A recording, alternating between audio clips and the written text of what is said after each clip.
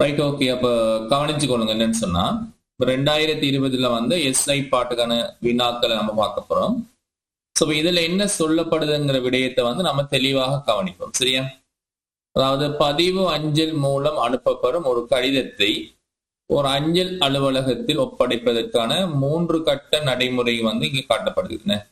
இப்ப நம்ம ஒரு போஸ்ட் ஆபீஸ்ல வந்து ஒரு கடிதத்தை வழங்கும் போது அந்த கடிதத்தை வந்து அது போஸ்ட் ஆபீஸ்ல வந்து அதை ரிஜிஸ்டர் பண்ணி அனுப்புறதுக்கான அந்த 3 படிமுறைகள் வந்து உங்களுக்கு என்ன செய்யப்பட்டிருக்கான், காட்டப்பட்டிருக்கான். அதுல நம்ம பார்த்தோம்னு சொன்னா அவங்க தெளிவா காட்டியிருக்காங்க. இது முதலாவது படிமுறை, இது 2வது படிமுறை, இது 3வது படிமுறைன்னு.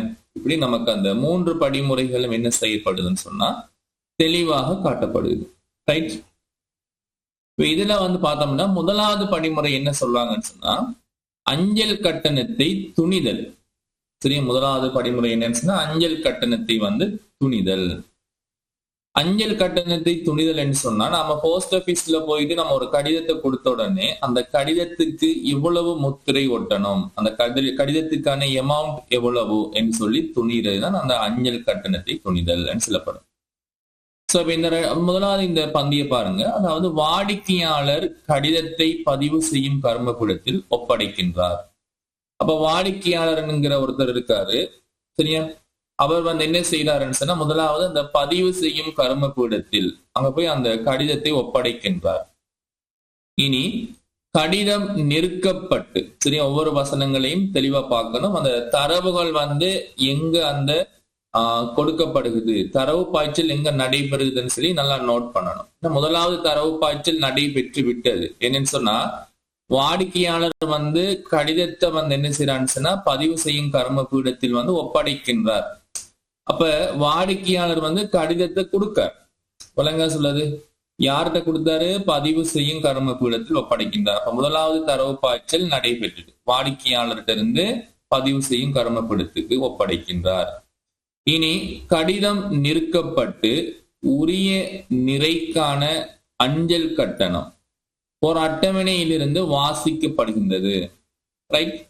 அப்ப என்ன நடக்குதுன்னு சொன்னா அந்த கடிதம் நிறுக்கப்படுது. கடிதம் நிறுக்கப்பட்டு அந்த உரிய நிறைக்கான அஞ்சல் கட்டணம் ஒரு அட்டவணையிலிருந்து வாசிக்கப்படுகின்றதா அப்படின்னு சொல்ல என்ன அர்த்தம் சொன்னா இப்ப அந்த நம்ம கடிதத்தை நிறுக்கும் போது அந்த கடிதத்துக்கான இந்த வெயிட் பாரம் இருக்கும் தானே, நிறை இருக்கும். இப்ப 5 கிராம்னு சொன்னா எவ்வளவு, 10 கிராம்னு சொன்னா எவ்வளவு, 30 கிராம்னு சொன்னா எவ்வளவுன்னு சொல்லி அந்த ஒவ்வொரு நிறைக்கும் எவ்வளவு எமௌண்ட்னு சொல்லி அந்த அந்த கட்டணம் வந்து ஒரு அட்டவணையில் இருந்து. அப்ப இதுல இருந்து என்ன செய்யப்படும் சொன்னா அந்த உரிய நிறைக்கான அந்த கட்டணங்கள் வந்து ஒரு அட்டவணையில சேமிச்சு வச்சிருக்காங்க.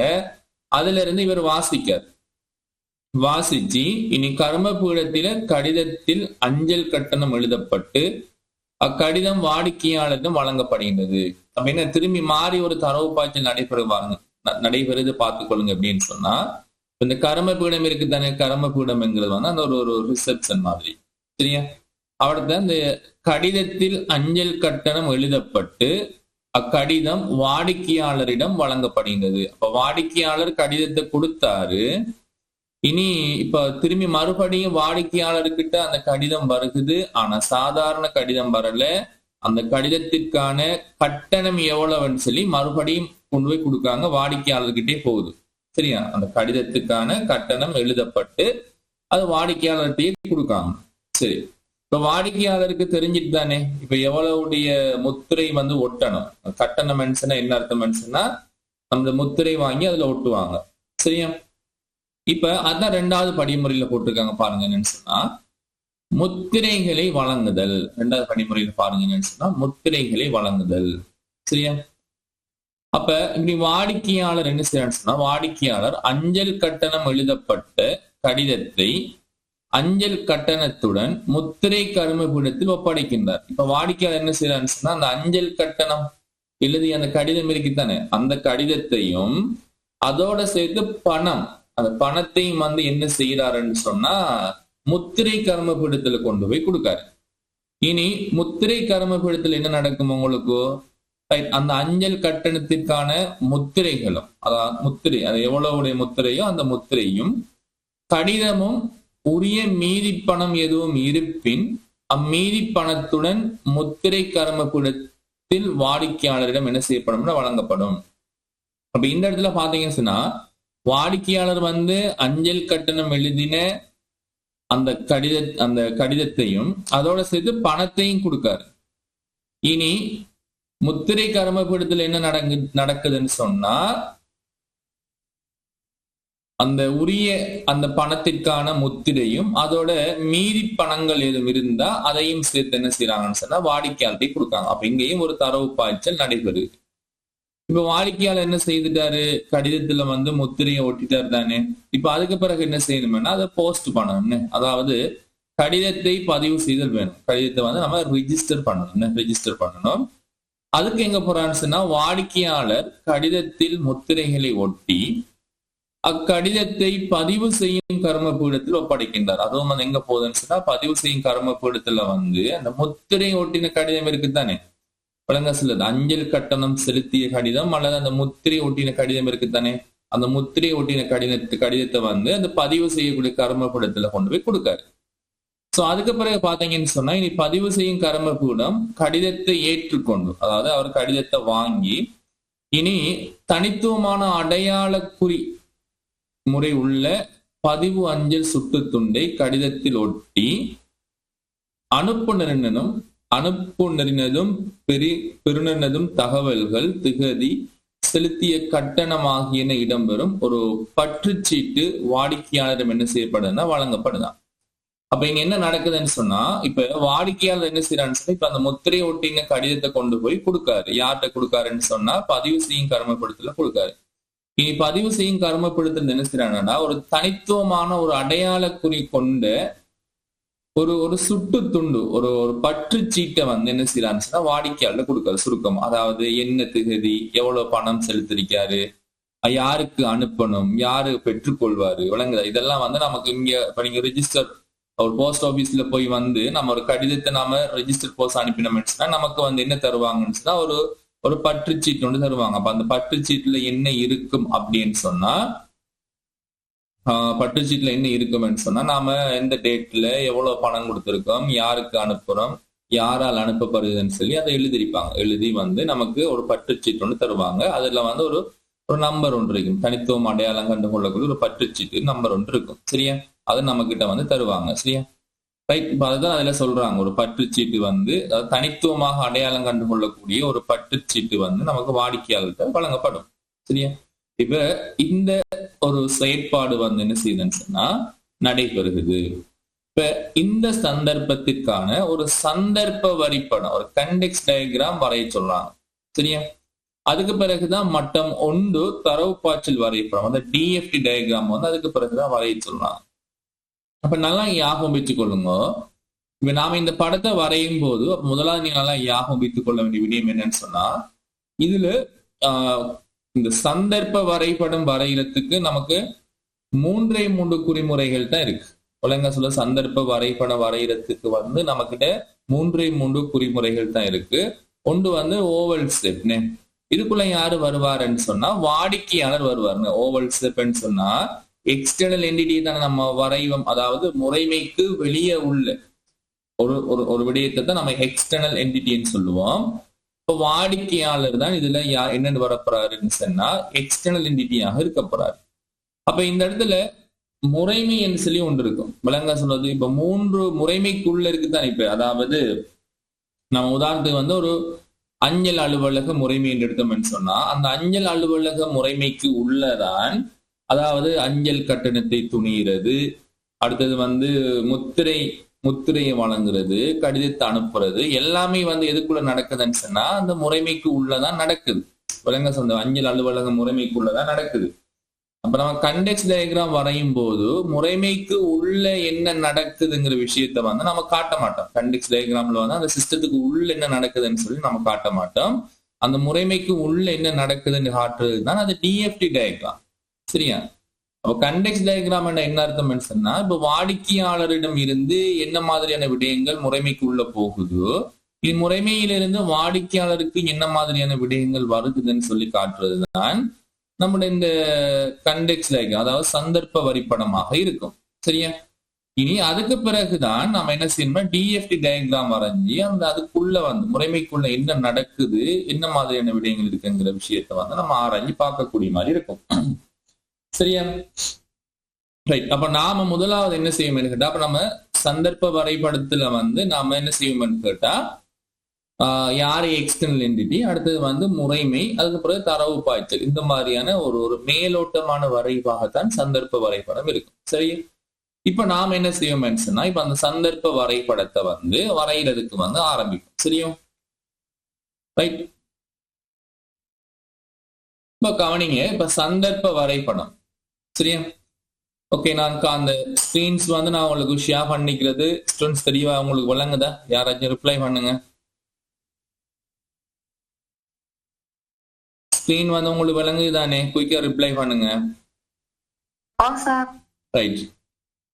இப்ப நாம யோசிச்சு பாருங்க, இப்ப சந்தர்ப்ப வரைபடம் வரையப்போறோம். சரியா? இப்ப முதலாவது நமக்கு என்ன தெரிஞ்சிருக்கணும்னு சொன்னா, ஒரு நீள் சதுர வடிவத்துக்குள்ள வந்து முதலாவது நம்ம எடுக்க வேண்டிய விடயம் என்னது? அஞ்சல் பதிவு முறைமை, அல்லது நீங்க எழுதி கொள்ளலாம் அஞ்சல் அலுவலக முறைமை. விளங்க சிலது அஞ்சல் அலுவலகம் அப்படின்னு எடுக்கலாம். சரியா?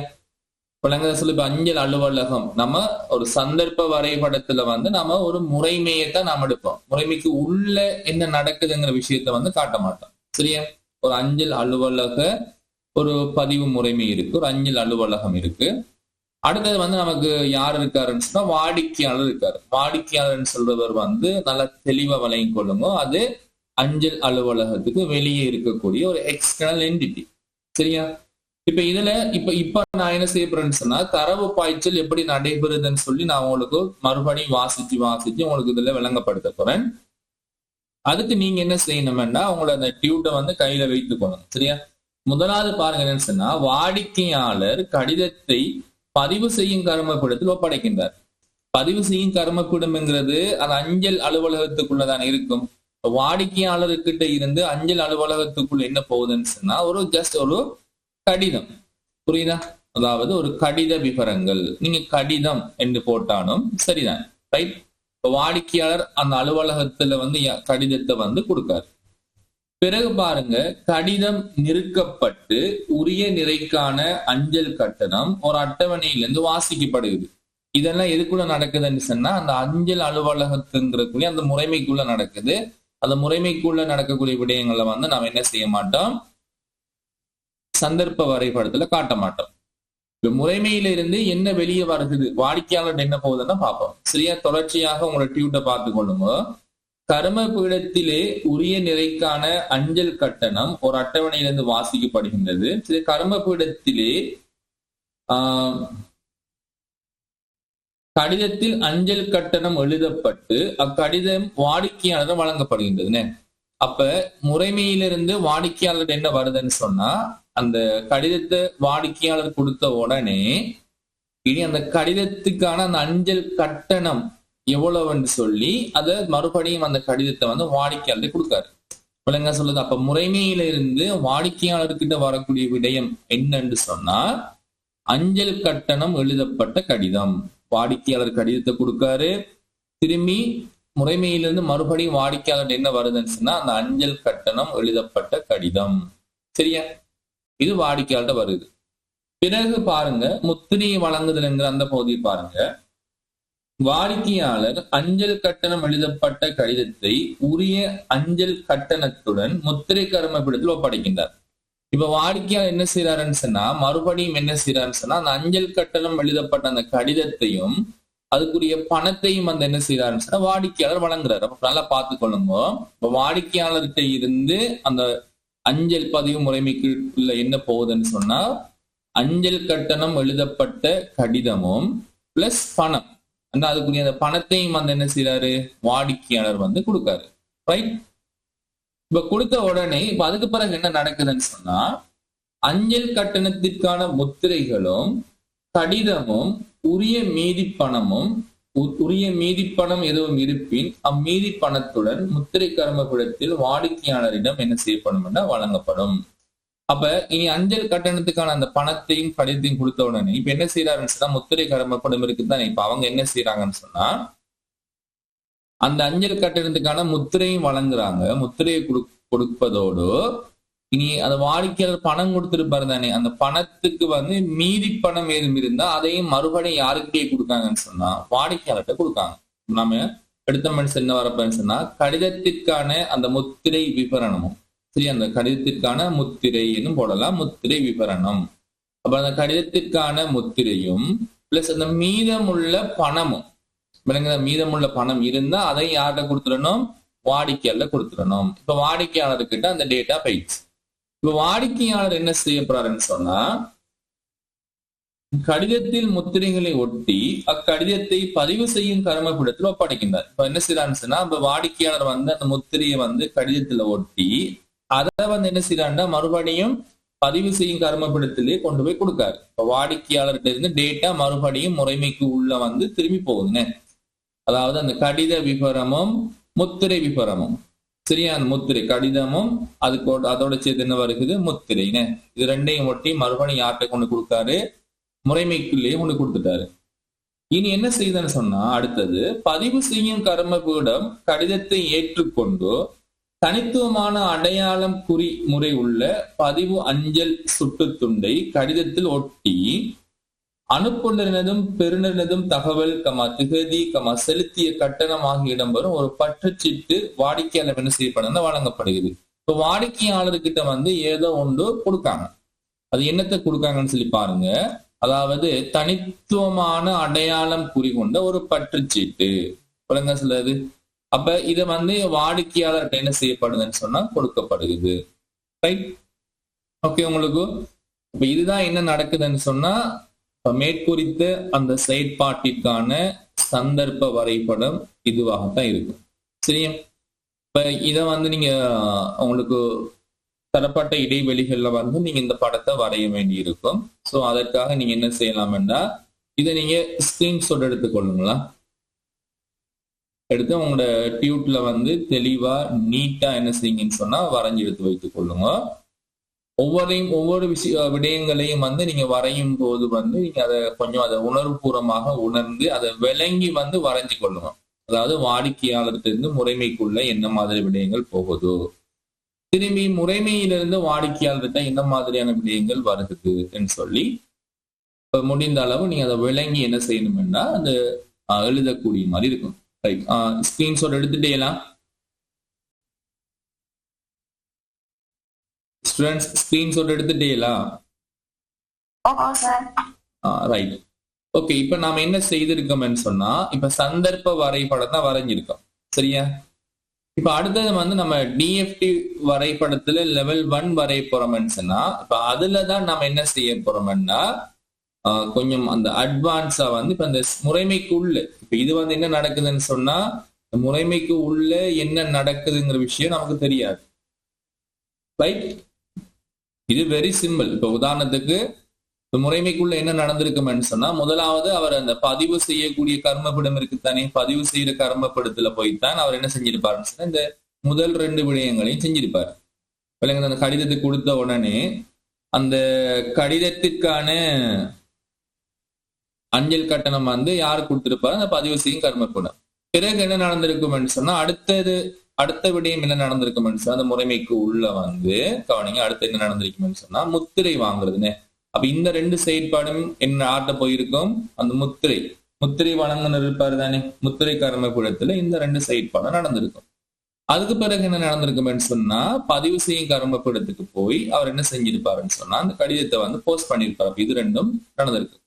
சோ நம்ம என்ன செய்யறோம்னு சொன்னா பாருங்க, ஜஸ்ட் எல்லாமே ஒண்ணு, எல்லா வசனங்களும் ஒண்ணு. அந்த டேட்டா இருக்கு தானே, இந்த டேட்டா போற வாரதெல்லாம் வந்து ஒரே மாதிரி தான் இருக்கும். சரியா, பாருங்க யாரோ கிளாஸ் ஜாயின் ஆகிறாங்கள போல. Right, okay.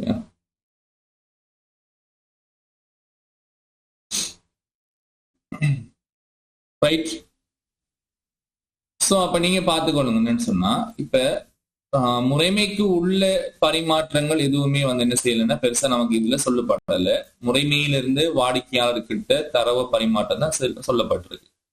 ரைட், இப்ப டிஎஃப்டி டயக்ராம் வந்து எப்படி வரையலாம்ங்கிறத பார்ப்போம். சரியா, பாருங்க இப்ப டிஎஃப்டி டயக்ராம். டிஎஃப்டி டயக்ராம்ல நமக்கு முதலாவது எக்ஸ்டர்னல் என்டிட்டியாக இருக்கிறது வந்து யாருன்னு சொன்னா வாடிக்கையாளர் இருக்காரு. அது வந்து எக்ஸ்டர்னல் என்டிட்டி தானே, அதாவது அவர் தான் அந்த முறைமைக்கு வெளியே இருக்கிறார்கள்.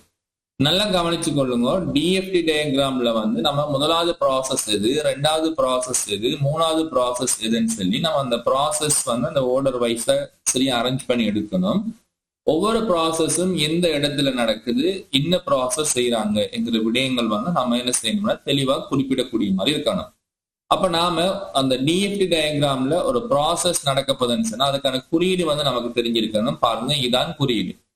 அப்ப இந்த குறியீடுல வந்து நம்ம 3 விடயத்தை மென்ஷன் பண்ணணும். முதலாவது வந்து இதுக்குள்ள நாம அந்த எத்தனாவது ப்ராசஸ் நடக்குதுன்னு சொல்லி இந்த ப்ராசஸ் ஐடியை கொடுப்போம். இந்த இடத்துல வந்து ப்ராசஸினுடைய லொகேஷன் கொடுப்போம், எந்த இடத்துல ப்ராசஸ் நடக்குது. இதுக்குள்ள வந்து நம்ம என்ன ப்ராசஸ் நடக்குதுங்கிறத சுருக்கமா வந்து நம்ம எழுதுவோம். சரியா? அப்ப நல்லா கவனிச்சு கொள்ளுங்க. இப்ப நமக்கு அங்க முதலாவது ப்ராசஸ் நமக்கு மொத்தமான அதுல என்ன நடக்குதுன்னு சொன்னா 3 ப்ராசஸ் இருக்குன்னு. ஒன்று வந்து அஞ்சல் கட்டணத்தை துணிதல் ஒரு ப்ராசஸ், ரெண்டாவது முத்திரைகளை வழங்குதல் ஒரு ரெண்டாவது ப்ராசஸ், மூணாவது ப்ராசஸ் வந்து கடிதத்தை பதிவு செய்தல் வந்து மூணாவது ப்ராசஸ். 3 ப்ராசஸ் நடக்குது. பாருங்க, நான் இதுல வந்து குறிச்சு கொள்ளணும். பாருங்க, இது முதலாவது ப்ராசஸ் 1.0ன்னு போறோம். நீங்க 1 போட்டாலும் சரிதான். சில நேரம் வந்து 1.1, 1.2, 1.3 போட்டாலும் சரிதான். சரி, இப்ப முதலாவது ப்ராசஸ். அடுத்தது பாருங்க என்னன்னு சொன்னா இது ரெண்டாவது ப்ராசஸ். அடுத்தது பாருங்க என்னன்னு சொன்னா மூணாவது ப்ராசஸ். ஸோ அப்ப நமக்கு மொத்தம் 3 ப்ராசஸ் நடக்குது அதுக்குள்ள. சரியா? இப்ப நல்லா கவனிங்க. இப்ப முதலாவது ப்ராசஸ் என்னது? பதிவு செய்யும் கருமக்கூடம். அந்த இடத்துல தானே முதலாவது ப்ராசஸ் நடக்குது. வாடிக்கையாளர் போய் கடிதத்தை வந்து யார்கிட்ட கொடுக்காருன்னு சொன்னா பதிவு செய்யும் கருமக்கூடத்துல கொண்டு போய் கொடுக்காரு. சரி, அப்ப முதலாவது ப்ராசஸ் அந்த இடத்துல வந்து என்ன நடக்குது அதுக்குள்ள நீங்க எழுதணும். அஞ்சல் கட்டணத்தை துணிதல். அது பதிவு செய்யும் கருமப்படம் இருக்குதானே, அதுல வந்து என்ன செய்யறாரு, அந்த அஞ்சல் கட்டணத்தை துணிதல். ரெண்டாவது ப்ராசஸ் பாருங்க, முத்திரை கருமப்பூடம் என்ற இடத்துல நடக்குதுன்னு. ரெண்டாவது ப்ராசஸ் முத்திரை கருமப்பூடம் என்ற இடத்துல நடக்குது. சோ அது என்னன்னு சொன்னா முத்திரையை வழங்குதல். அந்த ப்ராசஸினுடைய பேர் என்னது? முத்திரையை வழங்குதல். அதுக்கு பிறகு பாருங்க என்னன்னு சொன்னா மூணாவது ப்ராசஸ் வந்து அதுவும் பதிவு செய்யும் கருமப்பீடத்துலதான் நடக்குது. ஆனா இப்ப அது செய்யக்கூடிய வேலை என்னன்னு சொன்னா கடிதத்தை வந்து பதிவு செய்தல், அதாவது கடிதத்தை வந்து ரெஜிஸ்டர் பண்றது. அப்ப நீங்க வந்து என்ன செய்யணும்னா இப்படி ஒவ்வொரு ப்ராசஸ வந்து நீங்க முறையா குறிச்சு காட்டுவது மூலம் அதற்கான புள்ளிகளையும் வந்து என்ன செய்யலாம்னா பெற்றுக்கொள்ளக்கூடிய மாதிரி இருக்கும். சரியா?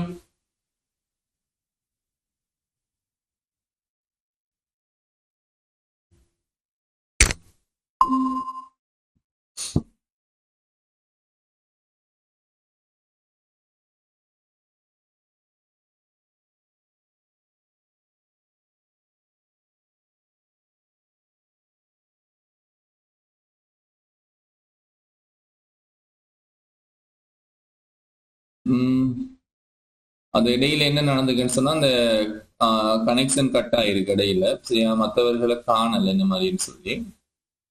சரியா? ரைட், பார்ப்போம். சரியா? இப்ப நான் பேசுறது உங்களுக்கு தெளிவா விளங்குதா?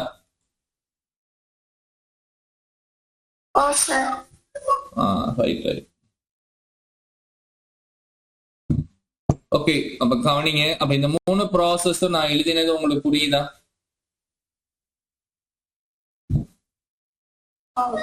ரைட்.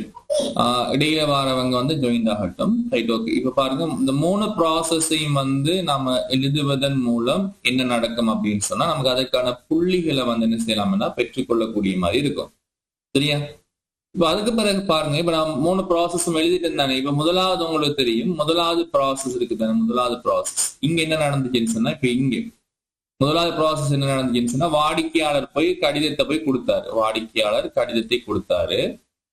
இனி அதுக்கு பிறகு அந்த இதுல என்ன நடக்கும்னு சொன்னா வாடிக்கையாளர் கடிதத்தை கொடுத்த உடனே இனி அந்த கடிதத்திற்கான அமௌண்ட் எவ்வளவுன்னு அந்த அஞ்சல் கட்டணத்தை வந்து இவர் கொடுத்திருப்பாரு. இதான் முதலாவது ப்ராசஸ். சரி, முதலாவது ப்ராசஸ்ல என்ன நடந்ததுன்னு சொல்லி பாருங்க. ரைட், முதலாவது ப்ராசஸ்ல வந்து கடித விபரங்கள், வாடிக்கையாளர் வந்து கடிதத்தை கொண்டு போய் கொடுத்திருப்பாரு. சோ அதுக்கு பிறகு என்ன நடந்திருக்கும்னு சொல்லி பார்த்து கொள்ளுங்க. அஞ்சல் கட்டணம் எழுதப்பட்ட கடிதம் வந்து இங்க கொடுத்திருப்பாங்க வாடிக்கையாளர்கிட்ட. இப்ப வாடிக்கையாளர்கிட்ட என்ன கிடைச்சிருக்குன்னு சொன்னா அஞ்சல் கட்டணம் எழுதப்பட்ட அந்த கடிதம் வந்து கிடைச்சிருக்கு. சரியா?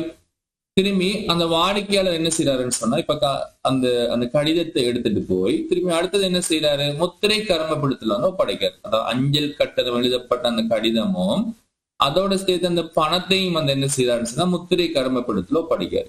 இனி முத்திரை கருமப்படுத்தல் என்ன நடக்குது, இனி அவர் அந்த அஞ்சல் கட்டணம் இருக்குதான் அதை பார்த்து போட்டு அதுக்கான உரிய முத்திரையும் வழங்குறாரு. அந்த முத்திரையோட சேர்த்து அதுக்கான மீதி பணங்கள் என்ன, அதாவது வாடிக்கையாளர் வந்து ஒரு பணத்தை கொடுக்கும் போது அதுக்கான மீதி பணம் இருந்துச்சுன்னு சொன்னா அதையும் வந்து என்ன செய்யறாங்க கொடுக்காரு. பாருங்க, அந்த கடிதத்திற்கான முத்திரையும் வழங்கப்படுகிறது. மீதமுள்ள பணம் ஏதும் இருந்தா அந்த பணமும் என்ன செய்யப்படுதுன்னா வழங்கக்கூடிய மாதிரி இருக்கும். இப்ப கடிதத்துல இப்ப என்ன செய்யறாரு, வாடிக்கையாளர் வந்து முத்திரையை ஒட்டி இப்ப அதை கொண்டு போய் நீங்க அடுத்த ப்ராசஸ் அடுத்த ப்ராசஸ்க்கு வந்து என்ன செய்யறாருன்னு சொன்னா கடித விபரமும் முத்திரை விபரம் வந்து கொண்டே கொடுக்காரு பதிவு செய்யும் கருமப்படுத்தி. அதாவது கடிதம் அந்த கடிதத்தோட சேர்த்து அந்த முத்திரை விபரம் என்ன செய்யப்படுதுன்னு சொன்னா வழங்கப்படுது. ரைட்.